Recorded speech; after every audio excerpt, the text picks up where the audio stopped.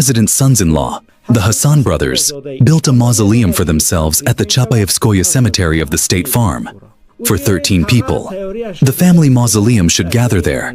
Mother, sisters, brothers, 13 people.